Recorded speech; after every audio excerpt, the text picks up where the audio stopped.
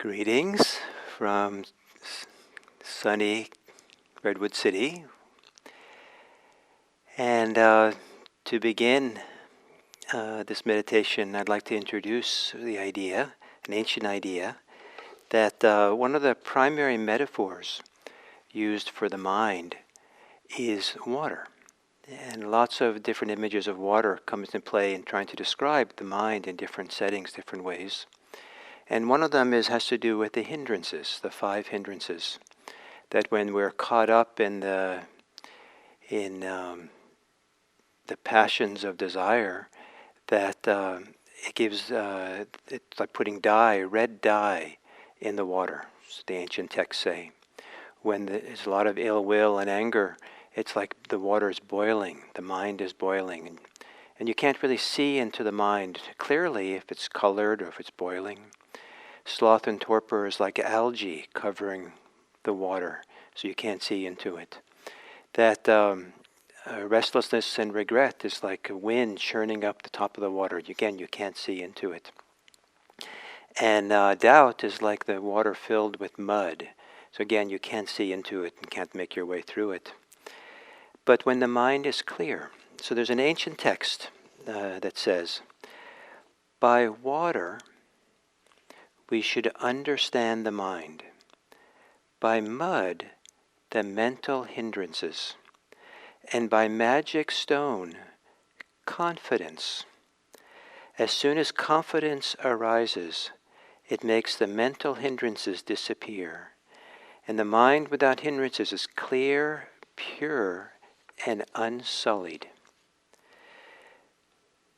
So, the mind is not a solid thing. The mind is a fluid, liquid phenomenon that if we can leave it alone, things settle, the mud settles in the pond, in the lake, and the mind becomes clear. And this idea of leaving things alone in a kind of radical, full way, at sooner or later in practice, this is really the direction in which it goes. Leaving everything alone and letting things settle or release or resolve, dissolve themselves. So to begin this meditation, to prepare ourselves so that we can begin leaving things alone and the mind can settle to become clear, take a meditation posture that you believe will allow things to settle for you. Allow your body to release its holdings and constrictions and resistances. And giving some care and attention. Beginning of mindfulness can be how you attend to your posture.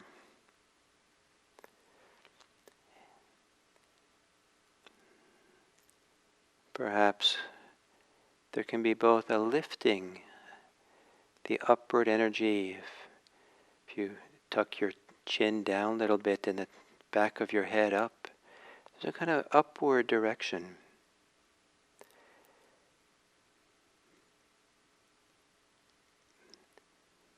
And then there's a settling downward. If you're sitting upright,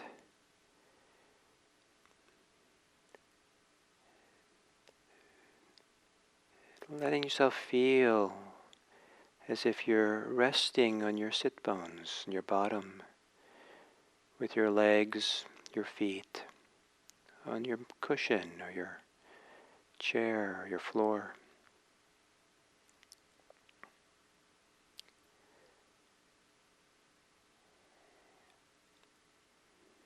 Perhaps it's easier to leave things alone if you close your eyes, and with your eyes closed, you give them a vacation.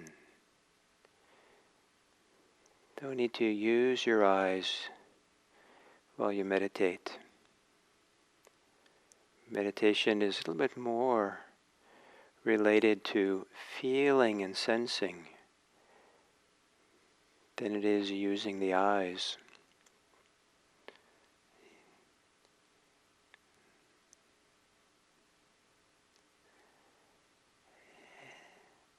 and to do the ritual of establishing yourself here and now. You might take a few long, slow, deep breaths. As you breathe in, expanding the rib cage in all directions.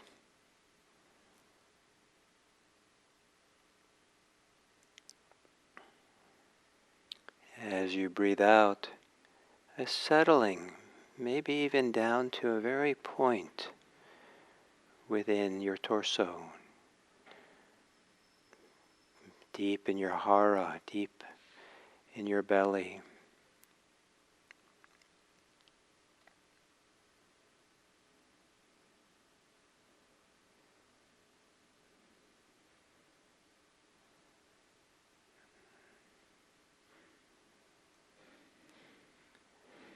And letting the breath now return to normal. And with the breath, kind of a normal breathing, become aware of the movements in your back rib cage. Probably it's much more subtle, the movements of breathing there. If you don't feel anything in the back rib cage, you might breathe a little bit deeper, just deep enough so you start feeling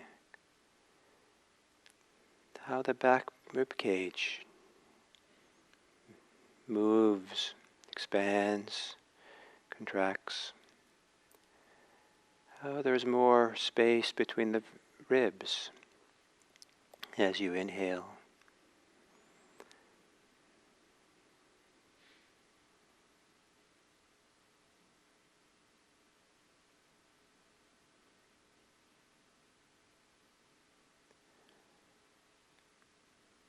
Usually there's much less sense of controlling the breath in the back rib cage.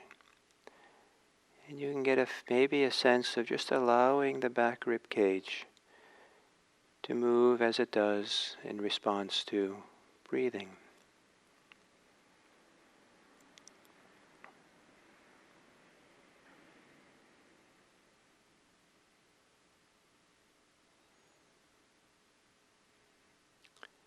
And then to maybe now move your relaxed, allowing attention to experience the breathing where you usually experience it.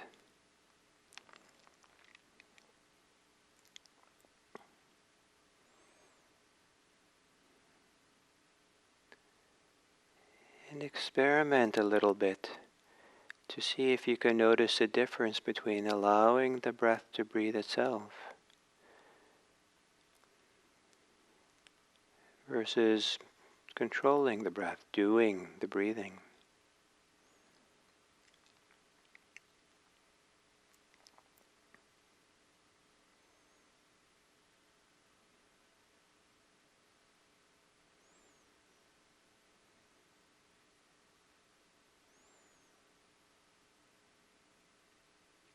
And then bringing your attention to your mind.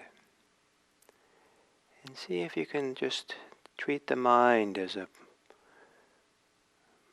lake of water that's filled with mud. All kinds of thoughts and ideas and impulses, reactions are there in the mind. Leave it all alone. See if there can be a non-judgmental awareness, non-reactive awareness. That if anything, you make lots of room, lots of breathing room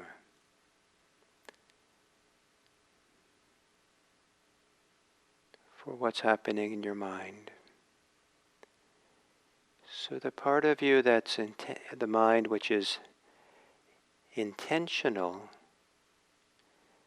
is not involved in the thinking and thoughts, but rather is involved in making space and awareness for your mind.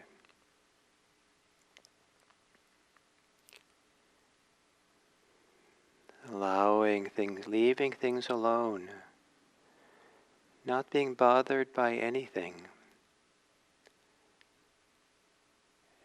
but all things as if they can feel whatever is happening in your mind, can feel there's lots of room, infinite space for it to settle, unwind, dissolve, let go.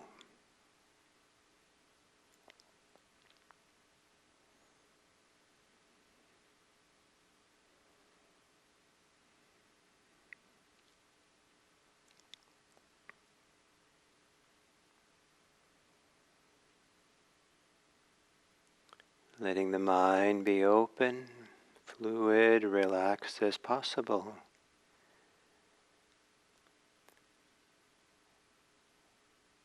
And making space in the mind, allowing in the mind in awareness, whatever comes into awareness, whether it's the breathing or the body, or whether it's sounds or thoughts or feelings. Whatever occurs, be okay with it. Step away from it, allow it, make room for it.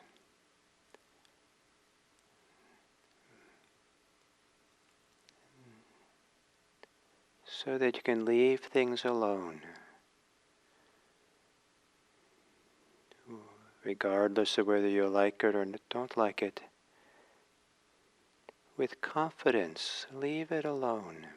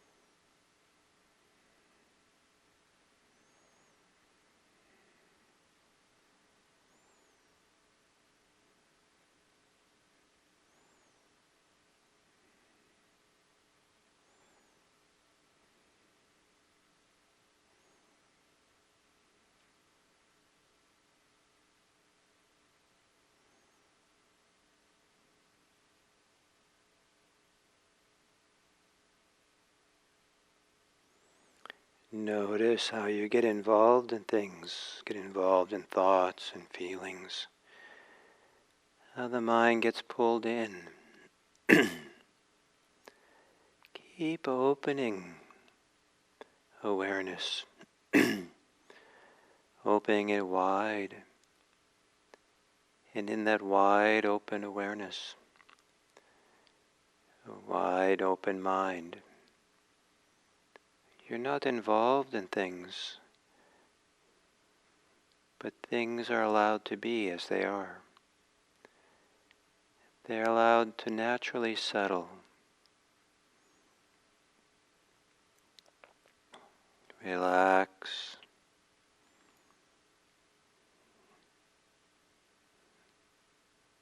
They're allowed to be. And the treasure is that openness of awareness, is the knowing that knows the experience. Stay with a treasure without getting pulled in to the stories and ideas and thoughts.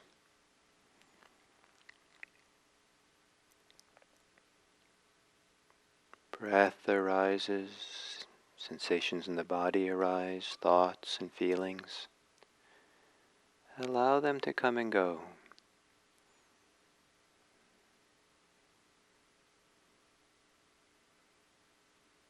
Very gently, if it supports you, very softly, you can say the word open. Just open awareness, open to what is. Keep opening.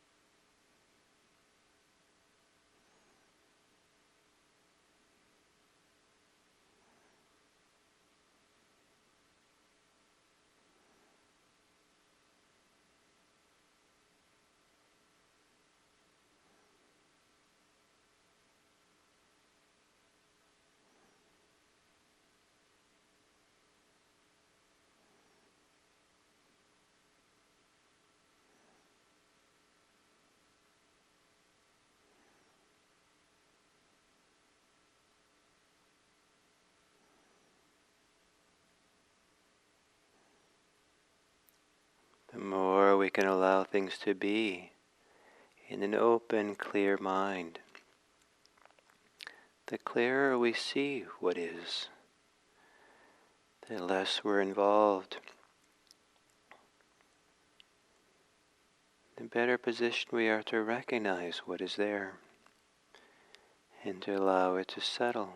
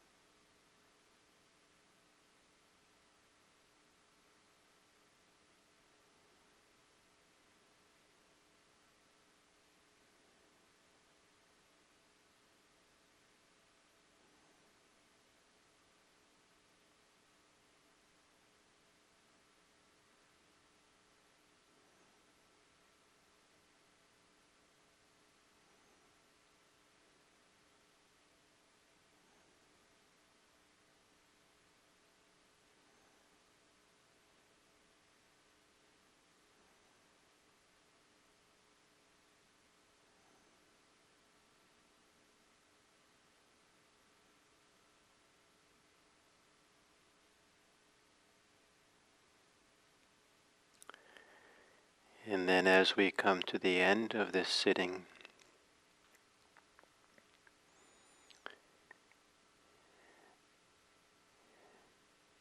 I'd like to recommend that you dedicate this sitting, the benefits from this sitting,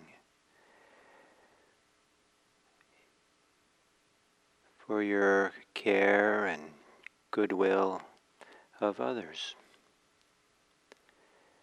And that one way that this meditation can spread well-being into the world is that we can also be open and open to other people. We can allow others to be how they are. There is an art of allowing people to be how they are, so they can relax. So they don't have to try so hard. So they feel respected and held and cared for as they are. May it be that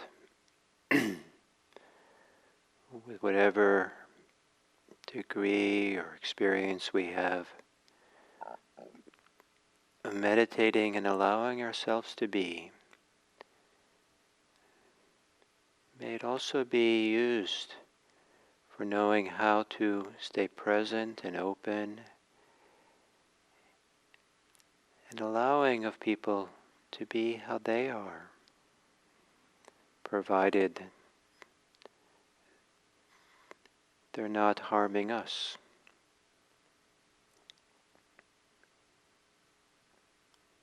May all beings experience their own goodness. May all beings everywhere experience their own capacity for peace, contentment. May all beings allow the healing forces within them to bring reconciliation, healing, and a generosity of spirit in all directions. May it be that our meditation practice is for the welfare and happiness of all beings everywhere.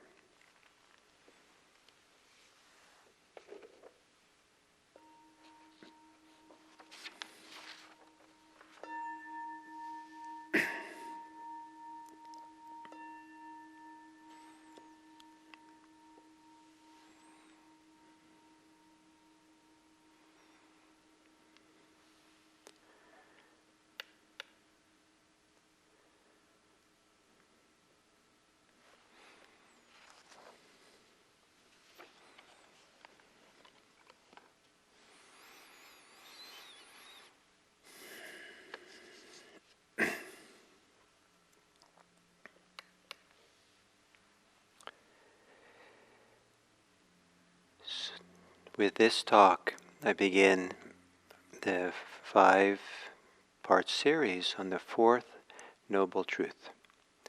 So we've already done now 3 weeks on the 1 week each on the first 4 Noble Truths, and in a sense, the 4th, builds on the first 3. It's a continuation of the first 3, and I would like to begin with this metaphor of the mind being like water. And it's an ancient part of Buddhism is to refer to the mind in different ways as if it's water. What's nice about water is that it's not ice. What's nice about water is that it's also not invisible gas, as the water evaporates. That water has this beautiful, clear water has this wonderful quality that you see the water, but you also can see through the water to what's in the water. And this way of kind of being in the mind, being part of the mind, and having the ability to see through that clarity of awareness, we know we're aware, and in that clarity see what's there.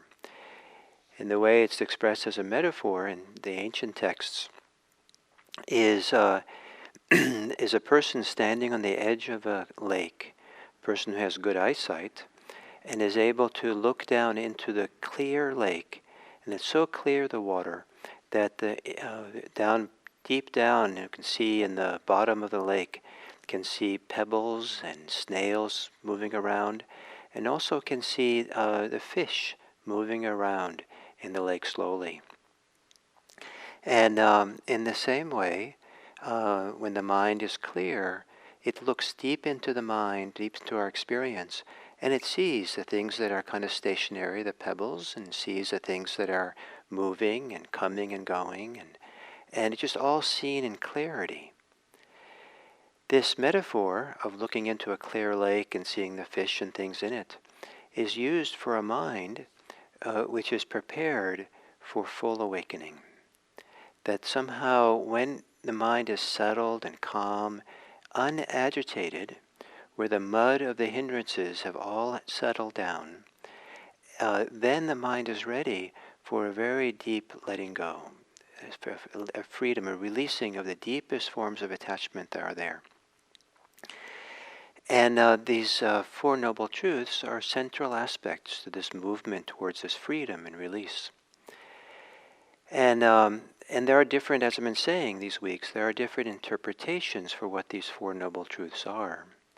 But the earliest predominant understanding that we find in the ancient teachings of the Buddha are different than what we expect, those of us who've learned the Four Noble Truths from modern teachers or modern books. The Four Noble Truths predominantly are deep insights into seeing what is there, seeing its arising, seeing its ceasing, you're really seeing the coming and going of phenomena. Now this is you can see that in ordinary life. It's the metaphor I like is being on the riverbank, leaning against a tree, and just watching the river go by. And of course you see the river flowing and flowing. That's what a river is, it's flowing. And so it's clear, some people get very relaxed and very contented just watching something like a river flowing and flowing, and you can do it for hours sometimes. And there's something very captivating and relaxing about that kind of. But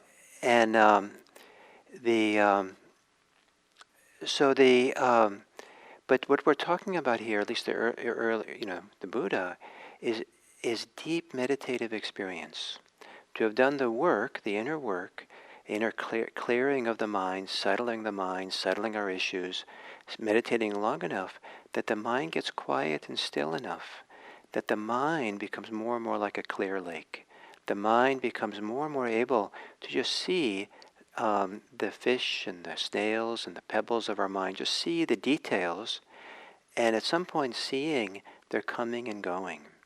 Because what we're seeing at this level is deeper than the experience of our stories and our concepts and the ways in which we sew together our reality through desires and aversions and wanting. We're just allowing things to be kind of at the sense level, at the pixel level of experience, the individual kind of data points that arise and pass in experience. And it's can be a very, very pleasant, meaningful, inspiring state to have the mind with that level of clarity and subtleness and seeing things come and go and come and go.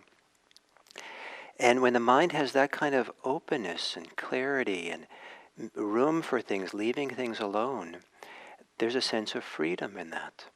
There's a sense that you're allowing things, we're granting everything its freedom. In a sense, rather than we becoming free, the deeper freedom of Buddhism is we give everything else its freedom. Everything's allowed just to be as it is. Now remember, we're talking about a very deep state of meditation, but we're not having to contend with the social complexities of life at this point. And in this very deep state, we can just grant freedom to everything that comes, thoughts and feelings and sensations, whatever. And that sense of freedom is there without understanding the cause of our suffering, without the stories about why things are. There's no need to ask the question why, or to have an explanation, or to have an understanding of things per se, except that we understand that things are constantly flowing and moving and developing. And the way that this is expressed in the ancient tradition is that one understands in terms of suffering, one understands suffering, one understands the arising of suffering, one understands the ceasing of suffering. And the fourth statement is one understands that this is the practice leading to the ceasing of suffering. And so this is the practice that leads to the ceasing of suffering. That this practice is pointing back to or explaining that it's this seeing of the arising and ceasing.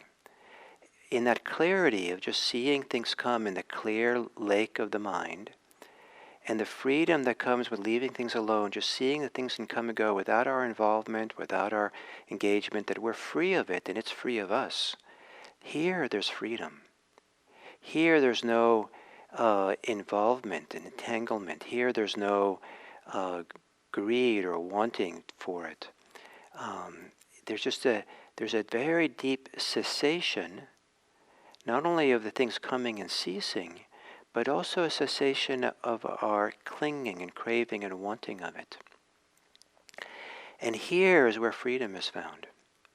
So this is the practice.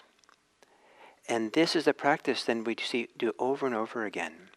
And if we keep coming back to this level of practice and really experience it, be saturated by it, be conditioned by it, be relaxed by it, it keeps opening us and freeing us more and more. The more and more we discover the deeper holdings, the places left over, we're still clinging and attached, begin to dissolve, begin to let go, sometimes dramatically and sometimes slowly. And at some point, when this process becomes deep enough, then the letting go happens in a very deep, very thorough way, that at that point, these four liberating insights no longer become what we understand, but what we really fully awaken to. So the language in the ancient text goes from understanding to becoming fully awakened to. And when we're fully awakened to these, then the texts refer to them as the noble truth of suffering, the noble truth of the arising of suffering, the noble truth of the ceasing of suffering, cessation of suffering, and the noble truth of the practice leading to the cessation of suffering. The full awakening, this is what it is. So the deepest letting go, the deepest releasing of things, of full awakening. And so this is a very different understanding of the noble truths than the noble truths point to the cause of suffering, and that craving is the cause, and we let go of craving. It's actually something, I would say, deeper understanding. And the craving idea of Four Noble Truth we'll talk about later. That's kind of a later application of them. But at the heart, the way it's talked about in the early tradition, it's really this very deep experience, insight into inconstancy, seen over and over again until it leads to awakening. So it's a kind of a two-step process. First, there's a very deep understanding. This is the way. Now I know what the practice is. And followed by, sooner or later, it maturing and growing and developing. Matures into greater and greater release and freedom. And in this regard, the word noble that is talked about here doesn't refer to the truths, but it rather refers to the people who have become ennobled, people who become certain kind of dignity or value, or I don't know exactly what to say, how we translate noble. The ancient word is arya, and it's a little bit unfortunate what happened historically with this word in the 20th century in Europe. But this is an ancient Indian word, originally for a class of people who were considered kind of the nobles, or the certain kind of in some ways the conquerors of parts of India perhaps. But the Buddha took it on to refer to kind of a certain worthiness or fullness or value of someone who's fully freed and awakened. And rather than, technically, the Pali, the ancient language, doesn't really say Four Noble Truths, even though it's how we keep translating it over and over into English.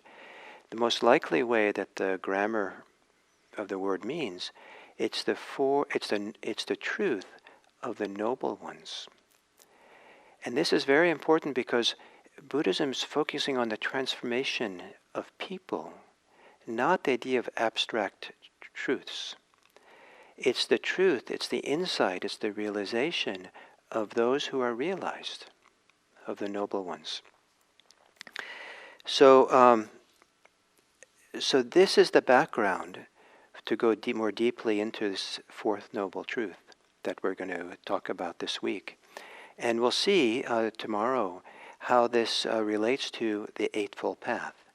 Because traditionally, the fourth noble truth in the subsequent interpretations of the Four Noble Truths that goes down through the centuries and comes to us today, and the most common understanding of the Four Noble Truths, the fourth noble truth is the Eightfold Path. But the Eightfold Path is also, in the early tradition, very different than how it's come to us. And it's more intimately related to awakening itself than has been often presented, where it's often presented as the beginner's path of just to do these and it leads to awakening. But it's actually an expression of awakening itself.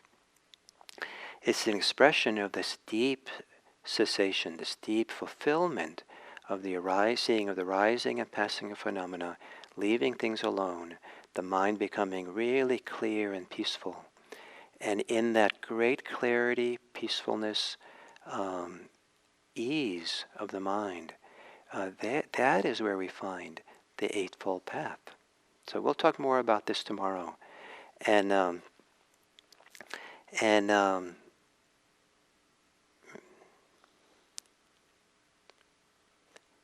thank you very much.